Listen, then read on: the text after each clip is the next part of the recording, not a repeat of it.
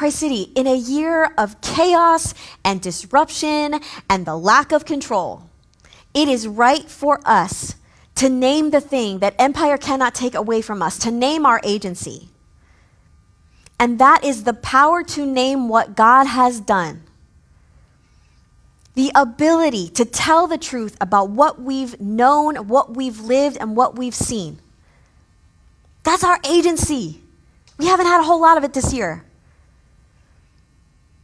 But that's within our power to name what God has done, where we've seen the Spirit move. That is what Paul is doing when he's standing here before Agrippa.